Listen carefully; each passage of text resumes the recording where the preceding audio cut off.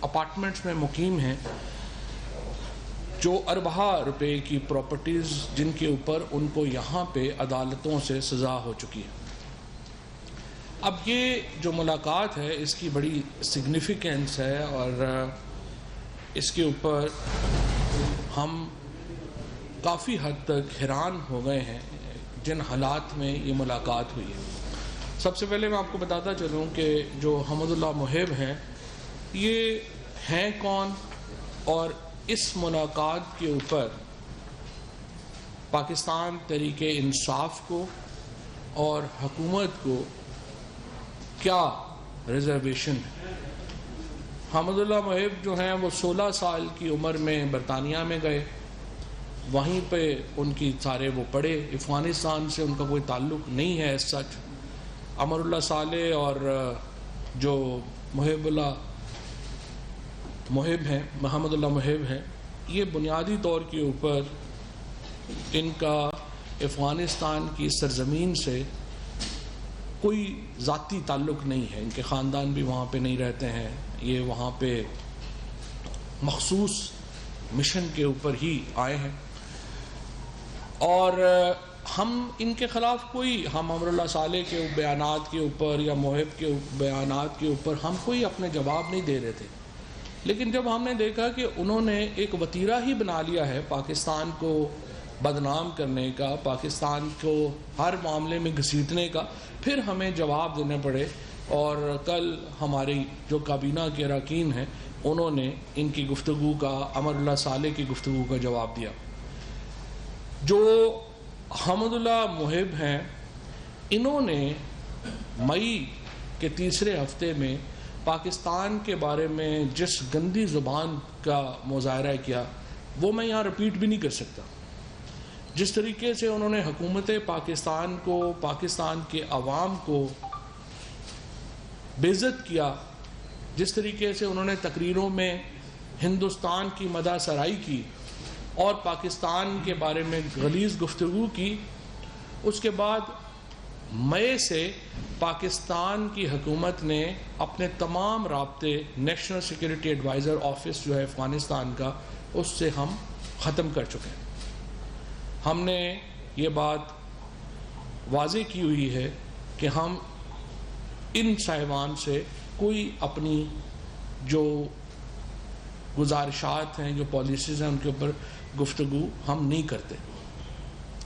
نواز شریف صاحب نے وہاں پہ ایک ایسے شخص سے ملاقات کی ہے جس کے ہندوستان سے تعلقات کوئی ڈھکے چھپے نہیں۔ دلچسپ بات یہ ہے کہ مئی کے تیسرے ہفتے میں جب حمد اللہ محب نے پاکستان کے خلاف گفتگو کی، اس کے فوراً بعد جب ان کی ملاقاتیں جو ہیں وہ ہندوستان کی سیکورٹی اسٹیبلشمنٹ سے ہوئیں اور انہوں نے وہاں پر بھی پاکستان کے خلاف گفتگو کی۔ اب یہ جو نیکسس ہے، یہ جو افغانستان کے کچھ یہ لوگ ہیں اہلکار، افغانستان کے عوام سے، افغانستان کے اندر امن امان سے ہماری کمٹمنٹ ہے۔ پاکستان نے یہاں پہ 50 لاکھ سے زیادہ افغان مہاجرین کو پناہ دی، وہ یہاں پہ آئے، پاکستانیوں نے اپنا دیدہ و دل فرش راہ کیا اپنے افغان بھائیوں کے لیے۔ ہم نے کیا قربانی ہے جو افغانستان کے لوگوں کے لیے ہم نے نہیں دی؟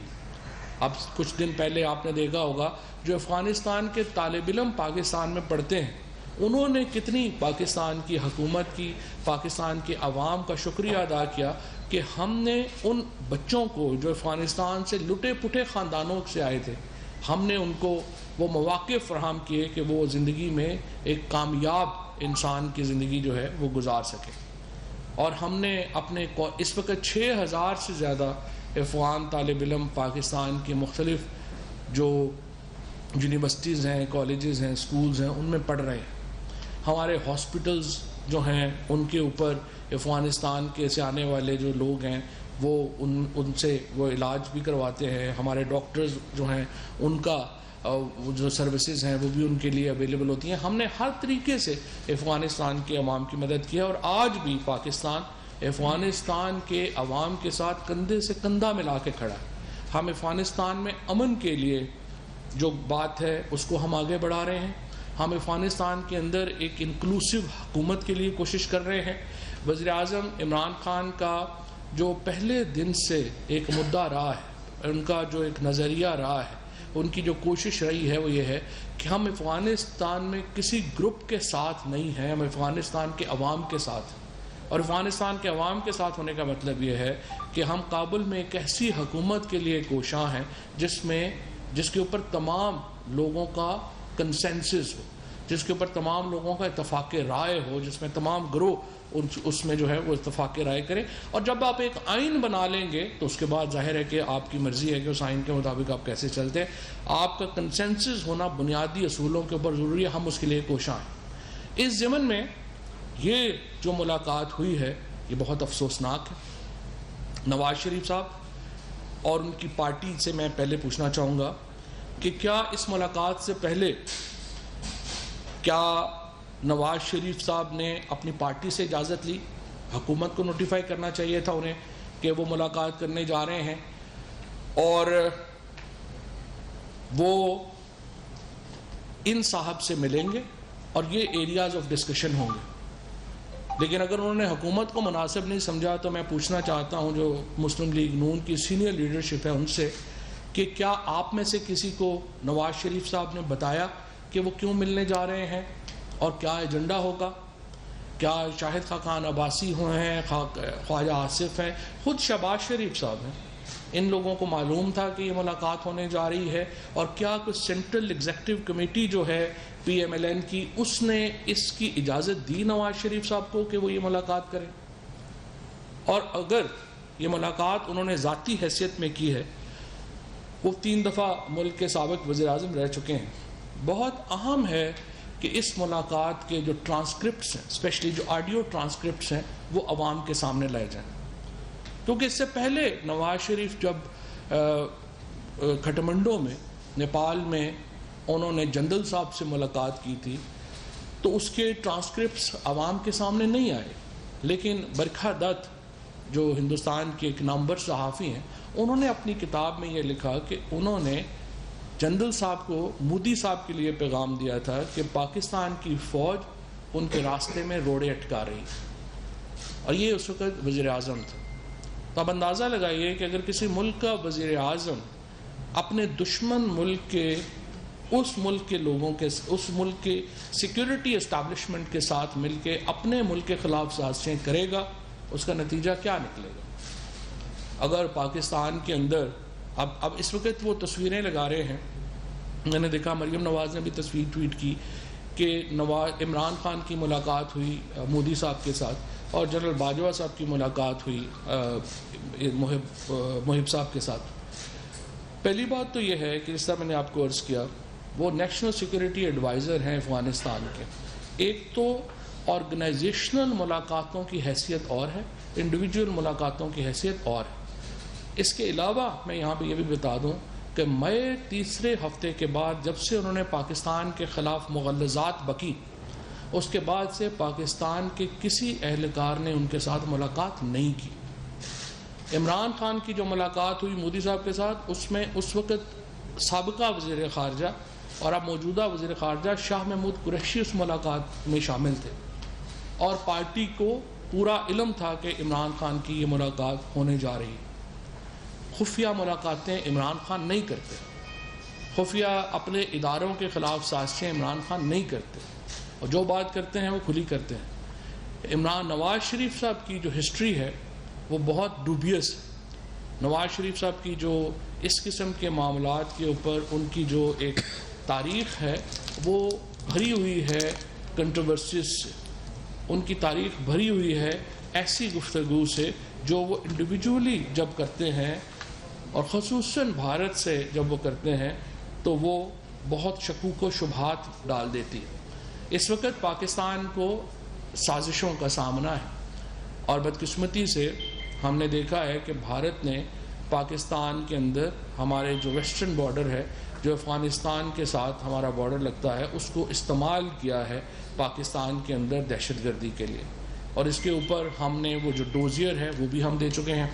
ہم نے دیکھا ہے کہ بھارت کا جو اس وقت پاکستان کے ساتھ ایک جو سلوک ہے، ہم نے بھارت کے ساتھ اچھے تعلقات کی پوری کوشش کی ہے، ہم اب بھی بھارت کے ساتھ اچھے تعلقات چاہتے ہیں، کیونکہ عمران خان نے یہ واضح کیا ہے پہلے پرائم منسٹر صاحب نے کہ آپ ہندوستان کے ساتھ جب تعلقات ہمارے بہتر ہوتے ہیں تو ہم چین اور ہندوستان جو دو بہت بڑی تجارتی منڈیاں ہیں، ہم ان کے درمیان آ جاتے ہیں، اور اس کے نتیجے میں پاکستان کی اور ہندوستان کے عوام کی حالت بدلتی ہے۔ لیکن بدقسمتی کیا ہے؟ بدقسمتی یہ ہے کہ ہندوستان کے اوپر ایک ایسی حکومت مسلط ہے جو RSS کی جو آئیڈیالوجی ہے، جو ایک انتہا پسندانہ آئیڈیالوجی ہے، اس سے متاثر ہے۔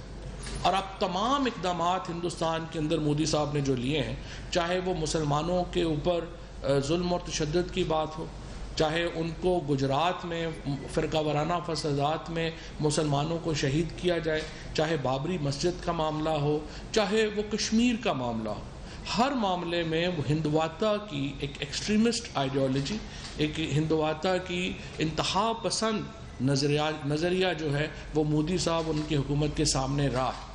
اس نظریے کے ساتھ جب افغانستان کے 2-3 لوگ جڑ جاتے ہیں اور پھر وہ نواز شریف سے ملاقات کرتے ہیں تو یہ جو سرکل ہے یہ ایک انتہائی، اس سے شکوک و شبہات بھی پیدا ہوتے ہیں اور اس سے ایک ہمارا جو سیکیورٹی ڈاکٹرائن ہے اس کو بھی نقصان پہنچتا ہے۔ لہٰذا میں سمجھتا ہوں کہ مسلم لیگ نون کو اس کی وضاحت دینی چاہیے۔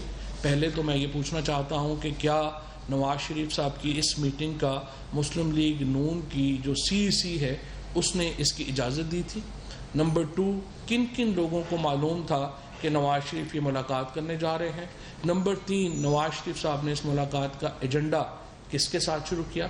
اور نمبر 4، اب یہ ملاقات ہو گئی ہے، اس کی جو آڈیو ٹرانسکرپٹس ہیں وہ شیئر کیے جانے چاہیے پاکستان کے لوگوں کے ساتھ، پاکستان کے میڈیا کے ساتھ، تاکہ ہمیں معلوم ہو کہ انہوں نے آپس میں گفتگو کیا کی ہے۔ اور اس کے بعد میں صرف یہ کہنا چاہتا ہوں کہ یہ عمر صالح ہوں یا حمد اللہ محب ہوں، یہ 20 سال سے افغانستان میں برسر اقتدار ہیں، ہاں، اور یہ حکومتوں میں شامل رہے ہیں۔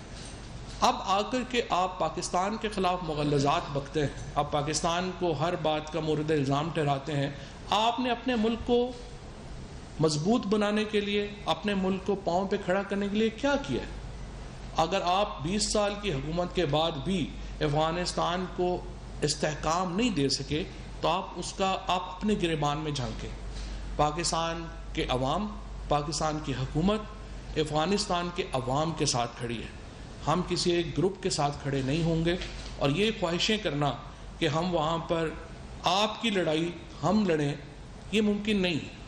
آپ نے اپنے مسائل خود حل کرنے ہیں، اور پاکستان کو گالیاں نکالنے سے یہ مسئلے حل نہیں ہونے۔ آپ اپنی اوپر توجہ دیں۔ اب میں شہزاد اکبر صاحب سے یہ گزارش کروں گا کہ جو دوسرا معاملہ ہے، جو ہندوستان کے اندر ایک اسپائی میلویئر کے ذریعے، اسپائی فنکشن کے ذریعے جو ٹیپ کیے گئے، ریکارڈنگ کی گئی، اس کے اوپر اپنی گفتگو کریں۔ جی السلام علیکم۔ جی آج کی جو پریس کانفرنس ہے تھوڑی میرے نارمل سبجیکٹ سے بڑا ہٹ کے ہے، اور یہ بڑا ایک امپورٹنٹ ایشو ہے، اور اس کی جو امپورٹنس ہے اسپیشلی پاکستان کی نیشنل سیکیورٹی کے لیے وہ بہت زیادہ ہے۔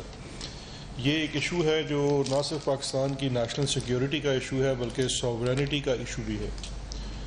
یہ کیس ہے ایک انڈین ایسپیناج، جو سائبر ایسپیناج کا ایکٹ ہے، اس کا معاملہ ہے، اور اس کو ایکسپوز کیا ہے ایک صحافتی تنظیم نے ایمنسٹی انٹرنیشنل کے ساتھ مل کے۔ یہ اس معاملے کے بارے میں آپ کے علم میں پہلے سے کچھ ہوگا، بہت سارے جید صحافی یہاں موجود ہیں تو ان کو تو پتہ ہوگا، لیکن اس کے اوپر میں یہ سمجھتا ہوں سب سے پہلے ہمیں اس معاملے کو سمجھنے کے لیے یہ بڑا ضروری ہے کہ یہ ایشو اصل میں ہے کیا، تاکہ یہ دیکھا جائے کہ اس کے اوپر آگے کیا جانا ہے۔ یہ جو اسکینڈل ہے یا ایکسپوزے ہے، یہ میں سمجھتا ہوں یہ پاناما لیک سے بھی بڑا ایک ایکسپوزے ہے، بیکاز پاناما لیک میں تو صرف انڈیویجولز کی کرپشن کی بات تھی، یہاں پہ اسٹیٹ ایسپیناج، جس کو میں سمجھتا ہوں کہ یہ ایکٹ آف ایگریشن بھی ہے، وہ اس کا معاملہ ہے، اور یہ ایک کنٹینیوڈ تھیم ہے جس کا ذکر ابھی فواد بھی کر رہے تھے کہ جو ہندوستان کے خطے میں عزائم ہیں، اسپیشلی پاکستان کو لے کے ان کی جو حرکات ہیں، یہ ایک اس کا دوسرا ثبوت ہے۔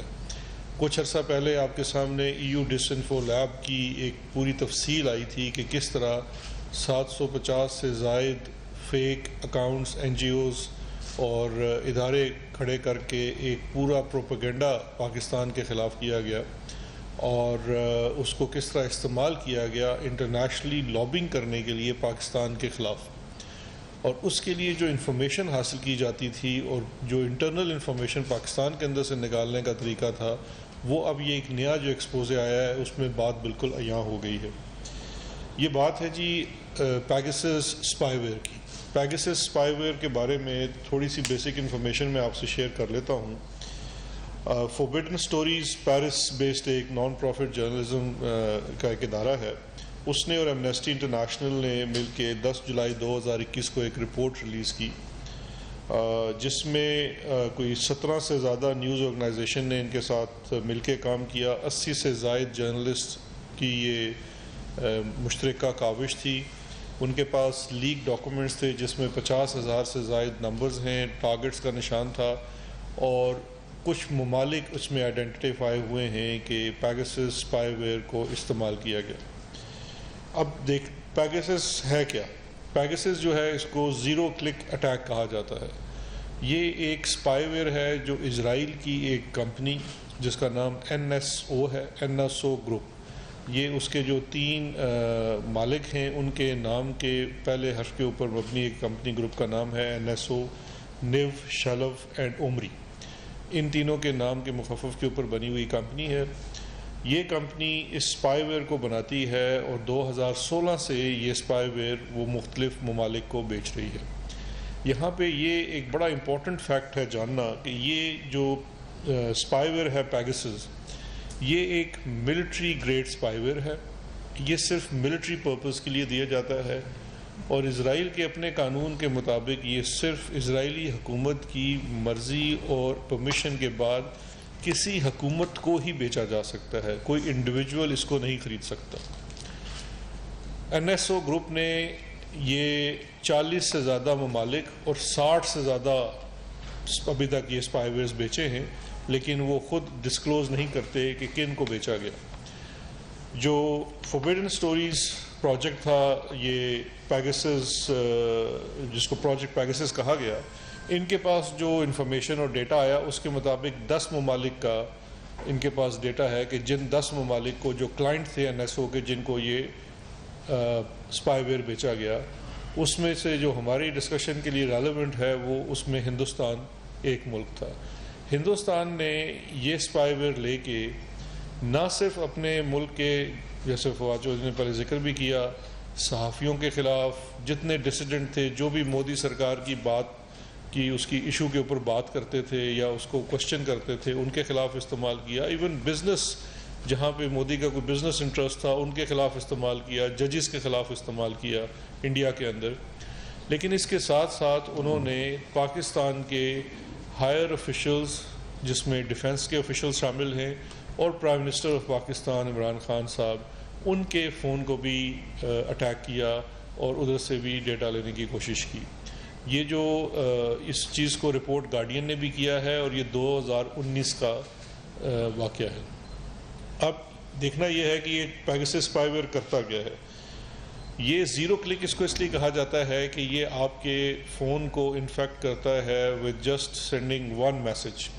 کوئی میسج آئے گا، آپ نے صرف اس کو کھولنا ہے جیسے ہی میسج کو، تو آپ کا جو فون ہے وہ کمپلیٹلی ہیک ہو جاتا ہے۔ اچھا، وہ فون کے اندر جب ان کی ایکسیس ہو جاتی ہے تو نہ صرف آپ کا جو ڈیٹا ہے، کانٹیکٹ لسٹ ہے، میسیجز ہیں، بلکہ جو جن کو ہم انکرپٹڈ سمجھتے ہیں، اینڈ ٹو اینڈ سافٹ جو ویئرز ہیں، جس طرح سے آپ کے واٹس ایپ ہے یا سگنل ہے، وہ بھی سارا اس کے اندر اس کا ڈیٹا ان کے پاس چلا جاتا ہے۔ اس کے ساتھ ساتھ آپ کے فون کا کیمرہ بھی استعمال ہوتا ہے، اس پہ اس کیمرے سے آپ کی پوری ویڈیو بن سکتی ہے اور آپ کا جو فون ہے وہ ایک لائیو ٹرانسمیٹر بن جاتا ہے کیونکہ اس کے اندر جو ان بلڈ مائک ہے وہ پھر ڈائریکٹ کرتا ہے. تو یہ ایک انتہائی خطرناک قسم کا ہے. یہاں پہ یہ امپورٹنٹ چیز سمجھنے کی ضرورت ہے کہ یہ جو NSO کا سافٹ ویئر جب کسی ملک کو بیچا جاتا ہے تو اس کے ایگریمنٹ کا یہ حصہ ہے کہ یہ صرف ملٹری پرپز کے لیے ٹیررزم کے معاملے میں ٹیررسٹ کے خلاف استعمال ہو سکتا ہے. یہ اس کا ایک کانٹریکچوئل کنڈیشن ہے. لیکن ایک دفعہ جب سافٹ ویئر کسی کو بیچ دیا جاتا ہے تو اس سافٹ ویئر کے بکنے کے بعد آپ کا کوئی کنٹرول اس کے اوپر تو ہے نہیں, تو وہ آگے کس کے لیے بھی استعمال ہوتا ہے. اور اس کی ایک واضح مثال ایک غیر ذمہ دار حکومت اور ملک میں سمجھتا ہوں, اس کو جب یہ بیچا گیا ہندوستان کو تو اس نے نہ صرف اس کو استعمال کیا اپنے سیاسی حریفوں کے خلاف بلکہ اس کے ساتھ ساتھ انہوں نے ٹارگٹ کیا پاکستان کو. تو یہ ہے کہ یہ پیگاسس اسپائی ویئر ہے کیا. اس کے ساتھ یہ صرف پاکستان کے ساتھ نہیں ہوا, اس کے ساتھ کوئی 10 ممالک اور ابھی جو لسٹ ہوئے ہیں اس میں 10 پرائم منسٹرز کو ٹارگٹ کیا گیا مختلف ممالک نے, جس میں سے 3 پریزیڈنٹ اور 1 کنگ بھی ہیں. پاکستان کا میں نے آپ کو بتا دیا کہ پاکستان میں پہلے بھی ایک دفعہ یہ انفارمیشن آئی تھی کہ سینئر ملٹری آفیشلز کو ٹارگٹ کیا گیا, ان کے فون ہیک کرنے کی کوشش کی گئی اور اس کے بعد یہ پرائم منسٹر کو بھی ٹارگٹ کیا گیا. اچھا, یہ ایک کوئی ون آف انسیڈنٹ نہیں ہے یا ون آف چیز نہیں ہے ہندوستان کی طرف سے. اس کڑی کو اگر آپ جوڑیں جو EU ڈس انفارمیشن لیب کی رپورٹ آئی تھی کچھ عرصہ پہلے, اب وہ جو برسل بیسڈ یہ ریسرچ گروپ نے انفارمیشن دی تھی جس میں 750 سے زیادہ فیک میڈیا آؤٹلیٹس جن کے مختلف تھنک ٹینکس اور NGOs کو ایک اسٹیبلش کرایا گیا کہ جی 95 ممالک میں کام کر رہے ہیں, وہاں سے انفارمیشن جنریٹ کی جاتی تھی اور وہ ساری فیک انفارمیشن ہوتی تھی اور اس کو پھر انڈیا ہی کی نیوز ایجنسی ANI سے اس کو آگے پھیلایا جاتا تھا. اور وہ پورا ایک کڑی تھی کہ ڈس انفارمیشن, اور پرپز کیا تھا؟ صرف ڈس انفارمیشن پرپز نہیں تھا. پرپز یہ تھا کہ پاکستان کے خلاف انٹرنیشنل فورمز جیسے کہ EU ہے, اس کی مختلف ذیلی ادارے ہیں, باڈیز ہیں, جہاں پہ آپ کی ٹریڈ کو لے کے, آپ کے دیگر معاملات کو لے کے ہر وقت آپ ان کے ساتھ نیگوسیشنز میں ہوتے ہیں. لیکن اس طرح کی نیوز جنریٹ کر کے, فیک نیوز جنریٹ کر کے پاکستان کے خلاف لابنگ کی جاتی تھی. اور اس کے ساتھ ساتھ یہ سائبر ایسپیناج ہے, یہ قانونی طور پہ پاکستان کے جو UN کا چارٹر ہے, انٹرنیشنل چارٹر ہے, اس کی بھی خلاف ورزی ہے. پاکستان کی سوورنٹی کے اوپر یہ حملہ ہے because cyber espionage is basically this is a military grade software جس کو استعمال کیا گیا, تو یہ ایک حملے کے مترادف ہے. اب اس میں سوال یہ پیدا ہوتا ہے کہ ہم کرنے کیا جا رہے ہیں. ہم نے بھی انیشل کنسلٹیشن کی اور اس پورے معاملے کو دیکھا. پہلی تو چیز یہ ہے کہ یہ ایک سیریس ایشو آف کنسرن ہے, اس معاملے کو ایسے نہیں چھوڑا جا سکتا. ابھی تک یہ جتنی رپورٹ آئی ہے پچھلے 10-12 دنوں میں, اس کے اوپر فرانس آلریڈی ایک سٹیپ اٹھا چکا ہے اور انہوں نے اپنی ایک پراپر انٹرنل انویسٹیگیشن آتھرائز کر دی ہے اس پورے معاملے کو دیکھنے کی. اسی لیے پاکستان نے بھی فیصلہ کیا ہے اسی طرح سے کہ پاکستان بھی ایک تھورو اس کے اوپر انویسٹیگیشن کرنے جا رہا ہے, فارمل انویسٹیگیشن کرنے جا رہا ہے, جس سے اسپائی ویئر کی جو ہیکنگ اور جو بھی اس سے آفیشلز کو ٹارگٹ کیا گیا پاکستان میں اس کا پتہ چلایا جائے گا. یہ جو انویسٹیگیشن ہے یہ انٹر ایجنسی کوآپریشن سے کی جائے گی, جس کے اندر انٹیلیجنس ایجنسیز کے علاوہ FIA بھی ہوگی اور کوئی سینئر آفیشلز فارن آفس کے, interior ministry and cabinet division وہ بھی اس میں شامل ہوں گے. تو اس کو انویسٹیگیشن کر کے اس کے اندر جو بھی اس کی فائنڈنگز ہوں گی ان کو انٹرنیشنلی شیئر کیا جائے گا تمام فورمز کے اوپر انکلوڈنگ دی UN. اس کے ساتھ ساتھ جو گورنمنٹ کی سینئر لیگل ٹیم ہے وہ اس پورے ایشو کو ایگزامن کر رہی ہے اور ان لائٹ آف جو بھی فائنڈنگز آتی ہیں ایک لیگل اسٹریٹجی بھی ڈیوائز کرنی ہے, بیکاز پاکستان ایک رسپانسبل ملک ہے اور ہم نے اپنی جو سالمیت ہے اور سوورنٹی ہے اس کی حفاظت کرنی ہے, اور جو ہمارے لیگل رائٹس ہیں ان کو استعمال کرنا ہے اس اسپیناج کو اور اس اٹیک کو روکنے کے لیے. اس کے اندر مختلف آپشنز زیر غور ہیں، جس میں اس معاملے کو یونائٹڈ نیشن اور اس کے ذیلی اداروں کی سطح پہ اٹھانا ہے، EU کی سطح پہ اٹھانا ہے، کیونکہ یہ صرف پاکستان کے ساتھ نہیں ہوا، انٹرنیشنلی ہوا۔ اس کے ساتھ ساتھ جو رائٹس ہیں، پریویسی کے رائٹس ہیں، اسپیشلی پرائم منسٹر کے اور دیگر آفیشلز کے جو وائلیٹ ہوئے ہیں، ان کی بیسس کے اوپر مختلف انٹرنیشنل فورمز کے اوپر لیٹیگیشن بھی زیر غور ہے۔ تو یہ تمام چیزیں اس وقت زیر غور ہیں۔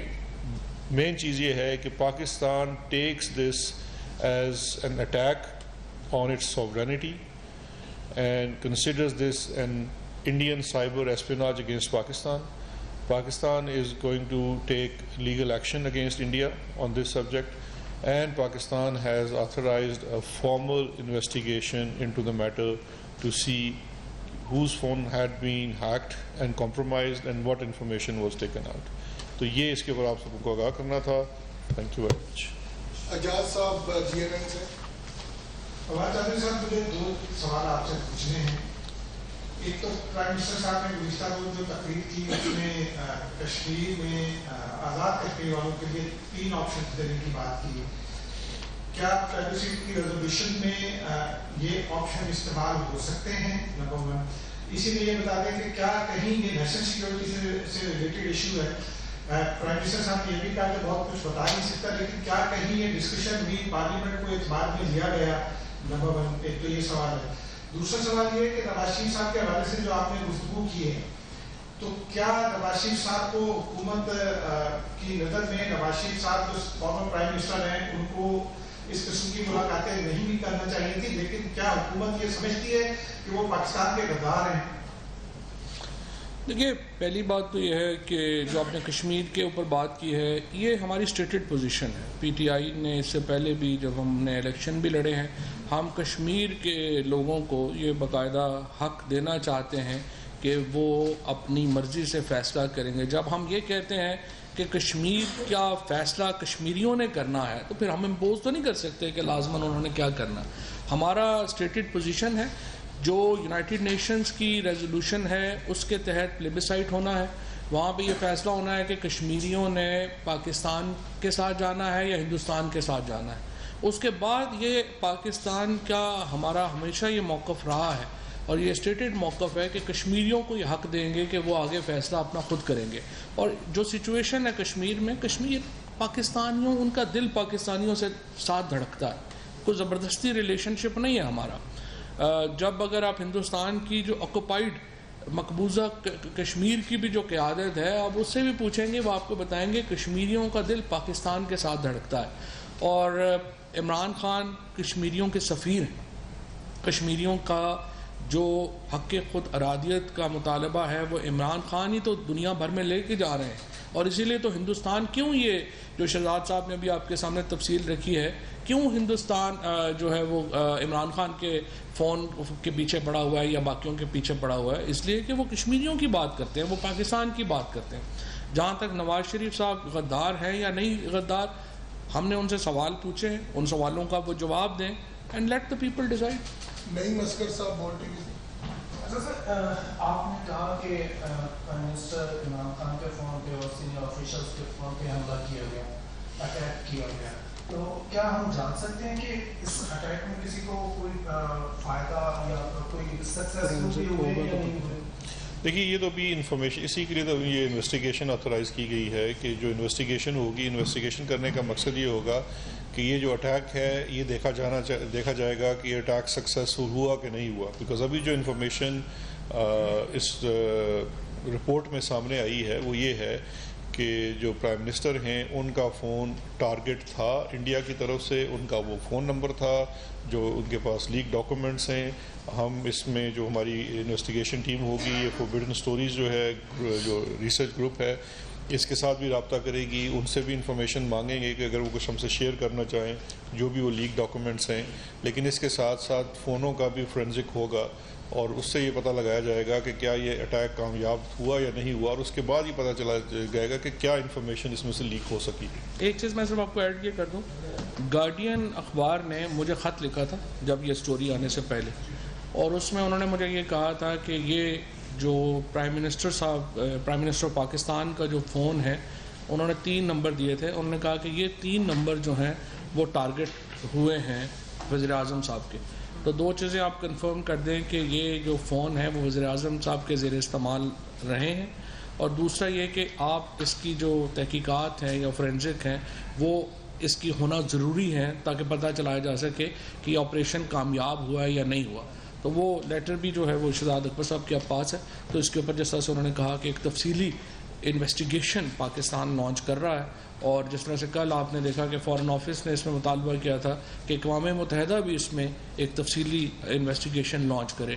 تو ہم دیکھیں گے کہ اقوام متحدہ اس کے اوپر کرتا ہے, ادروائز ہم اپنی انویسٹیگیشن جو اقوام متحدہ اور دیگر ادارے ہیں ان کے ساتھ شیئر کریں گے. سمیع اللہ صاحب ڈان سر.